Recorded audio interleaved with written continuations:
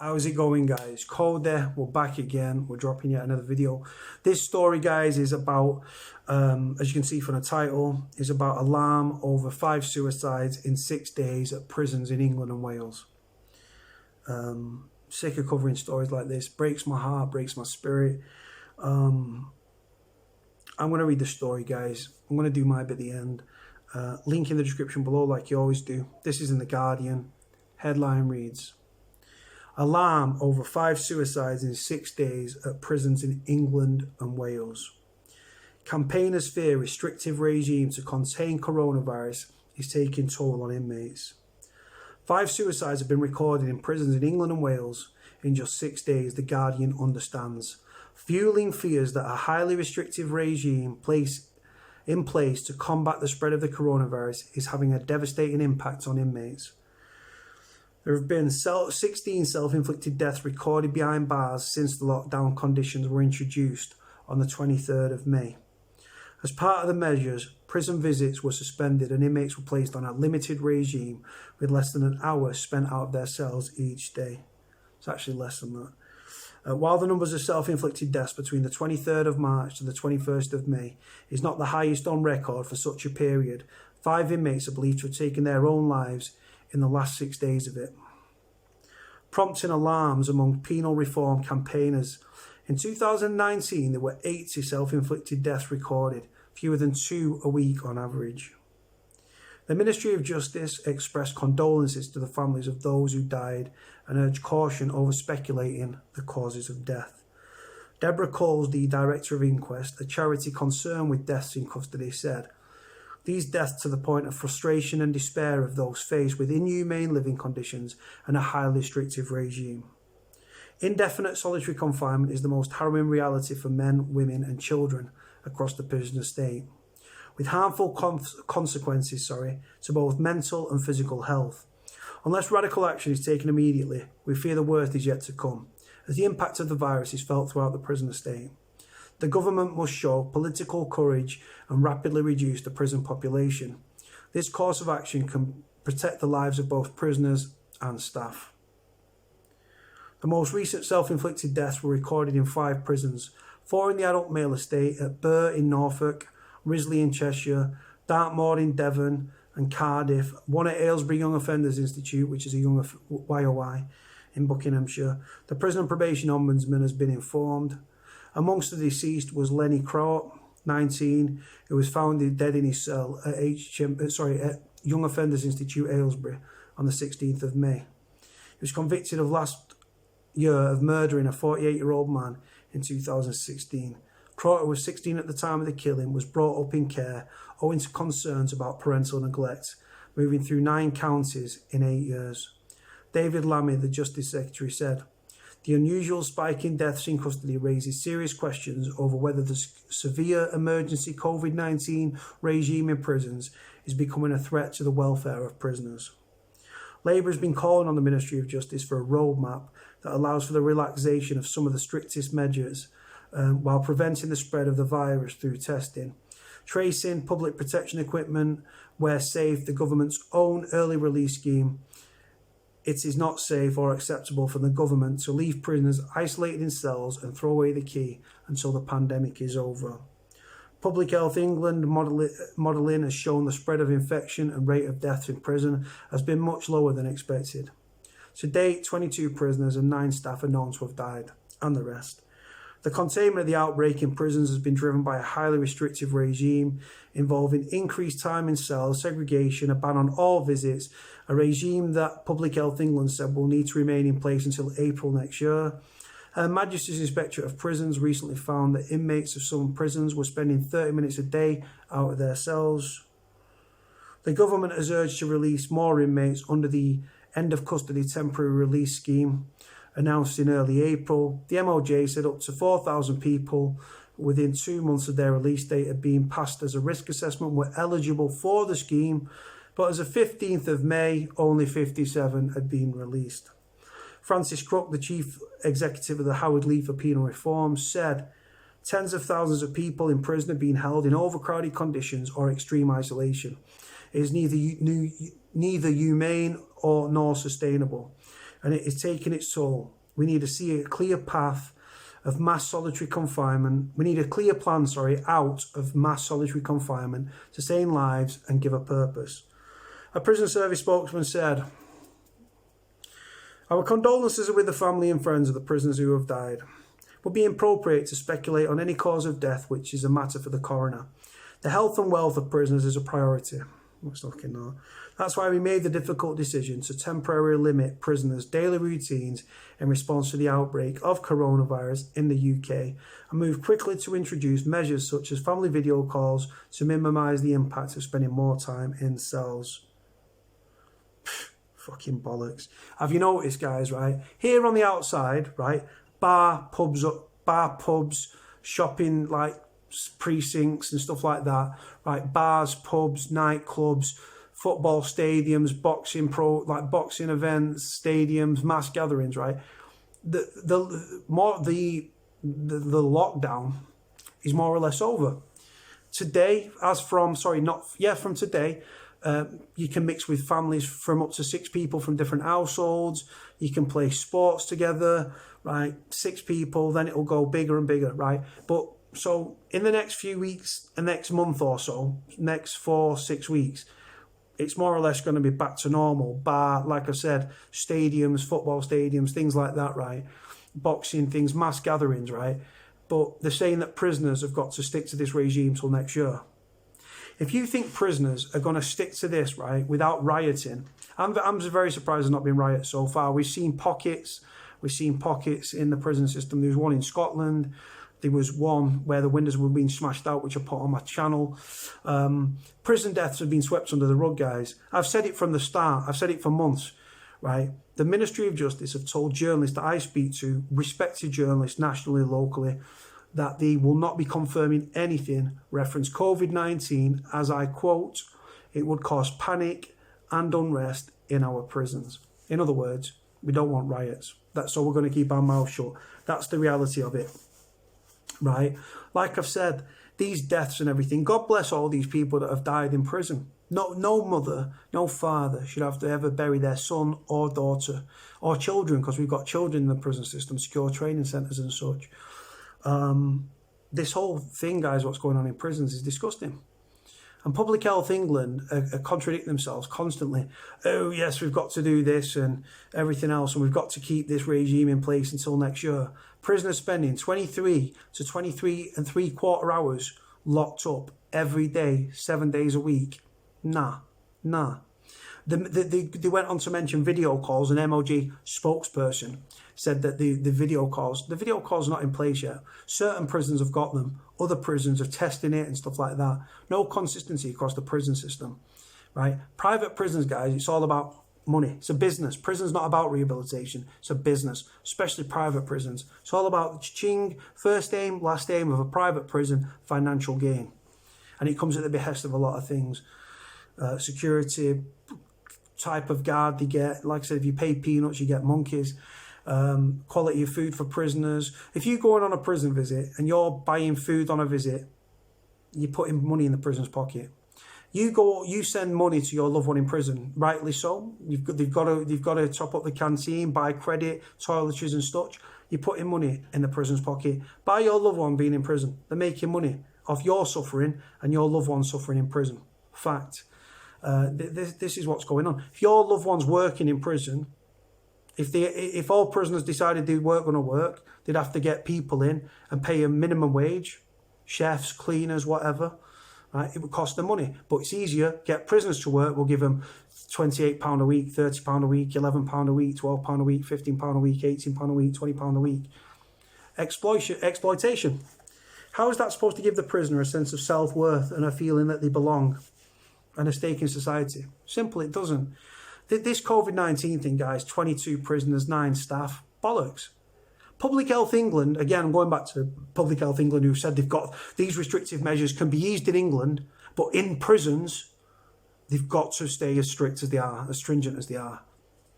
Fucking stupid. Public Health England have said about these numbers, these are not official numbers. They are reported numbers, right?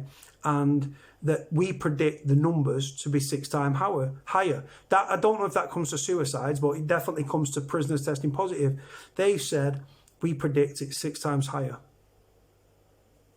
So what you're being told, guys, these deaths in custody, I want to reiterate something. God bless anyone that loses someone in prison. It's the most horrific place. No worse place on earth, in the world, to leave than a prison cell in a body bag. And sadly and tragically, body bags are as much part of prison life as the understaffing, the corruption, the drugs, the mental health, the constant solitary confinement that we currently see ourselves in, etc., etc. Drugs, mental health, self-harm, body bags, fucking prison officer corruption, suicides, prison deaths. It just goes on and on and on. Nobody cares, the prisoners. Prison, simply put, is the lowest rung on the welfare ladder.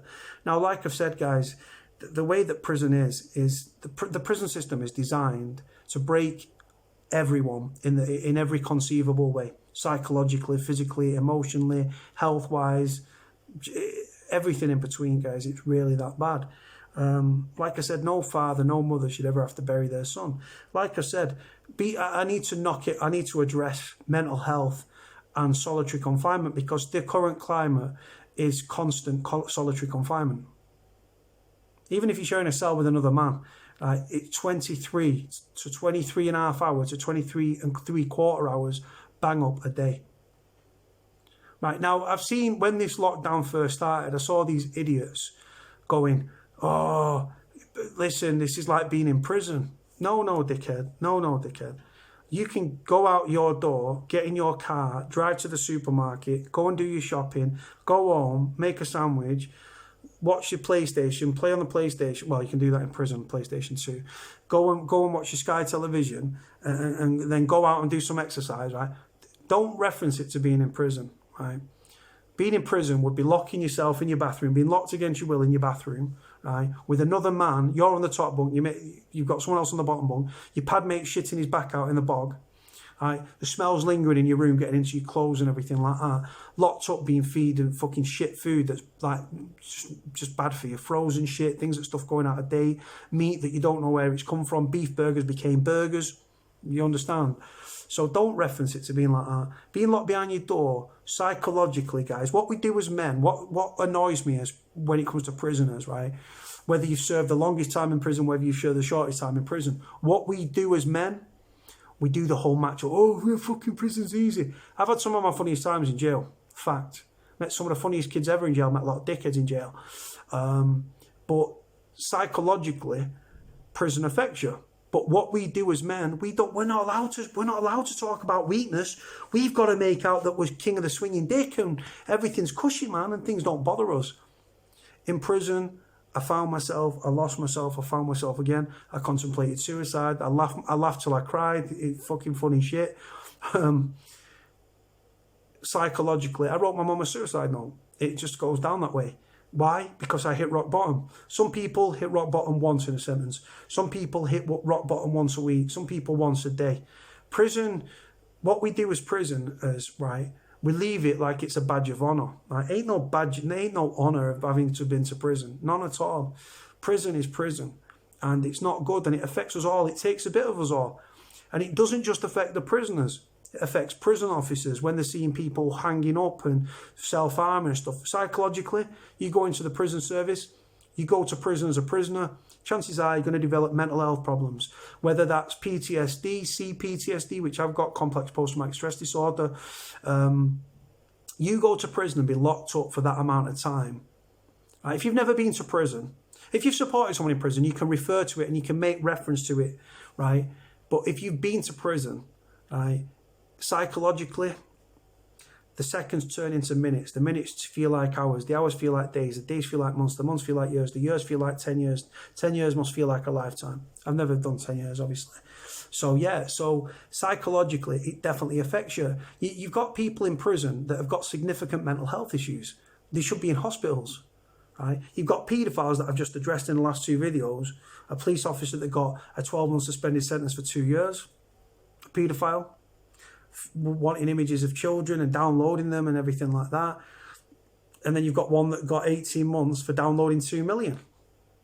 But then you've got people in prison for selling drugs, for having a firearm, not brandishing it in the street, just having it in the possession, or a knife, or GBH where you break someone's jaw, or you stab it. Well, stab them's obviously going to get jailed for that. I was in prison with a man that got 9 years for tax evasion, for cigarettes, smuggled cigarettes into the country, allegedly. Didn't pay tax on them, got 9 years. Paedophiles, physical victims, downloading them, fueling the demand and the cycle for them, walk away. Prison, the thing with prison is it's just back to front. But like I've said, the way that prison is to break you in every conceivable way. Now, as people, we're social creatures. When you are locked away in your cell for 22, 23 and a half hours a day in the name of lockdown, when everything... why isn't prison being relaxed, rules in prison being relaxed, when it is here on the outside? You can go and mix with 6 people from a different household from today on the out. But in prison, the Public Health England, as stated in this story, we've got to keep these restrictive measures in place until 2021. Do not punish prisoners and take the piss because this has come down.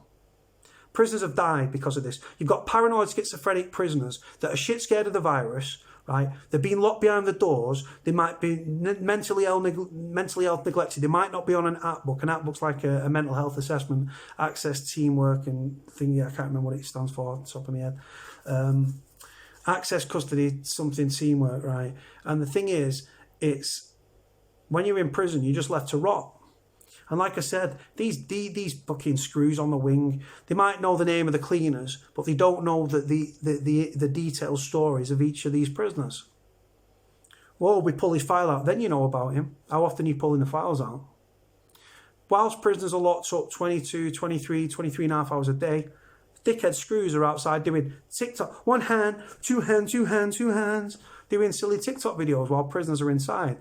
Prisoners, mentally, as people, we're social creatures, we're social people, right? Association, you take for granted in prison because you're a prisoner and you're like, well, yeah, I like to associate with prisoners. I like to go onto the exercise yard. I like to go onto the wing. And prisoners, I've heard stories of prisoners being allowed for 15 minutes on the yard, and then they've got 15 minutes when they come in to get a shower, get on the phone, post a letter, put the food orders in on the CMS. If they've got a CMS, some people are still doing paper thingies. So yeah, crazy as it sounds, guys, just the way that, like I said, when you come to prisoners, we're the forgotten people. Locking prisoners up, the mental health deteriorate, they start to contemplate suicide, they start attempting self-harm, or they sadly and tragically seek suicide as a way out. Sad state of affairs, guys. And what the Ministry of Justice do, they try to keep a lid on stories getting out. I'll leave you on this. You know, these stories, guys, reference these deaths in custody. It's not the prison service running to the papers saying, oh, just to let you know, we've had a load of deaths. We've had 5 deaths in 6 days. It doesn't go on. They'd rather your loved one, because it could be your loved one, dies and he's swept under the rug like there was a rat, like they never existed, right? They don't run to the papers about stories about prisoners dying. Keep it quiet. It's people like me and other people that get these stories out. Journalists that have got contacts within prisons, prison officers that are blowing the whistle, anonymously contacting journalists to tell them. And I've got respect for those people. Prisoners contacting journalists. I put prisoners in contact with journalists anonymously to do interviews, to get stories out. Certain prisoners, reach out to me on social media, tell me about a death in custody, and they'll say, I don't want naming codes. I'm like, yeah, of course, man. I'm not going to disrespect you, bro. I'm not about that. I'm about for prisoners. They'll tell me. I'll go to the media. Yeah, it's been confirmed, Coda. And then the stories go out and the name gets out there. But like I said, the prison service would rather have it so that your loved one died in prison and never saw the light of day. I won't let that happen. If I get told about a death in custody, I'll get it out there. But the MOJ tried to cover it up. And like I said, these stories do not come out from the Ministry of Justice. I'm going to leave it there, guys. Thank you very much. As you can notice, I'm absolutely burnt. I look like I've been given a kick in, but it's just burnt. Red arm, white arm, red arm, white arm. So I had my baseball cap on here and I did a 12-miler. That's why I've got a full moon thing. So watch this. Got a white there and then the red there. But yeah, I just went on a 12-miler the other day. Gonna leave it here, guys. Like, comment, subscribe. Put your comments in the comment section below. Cordial.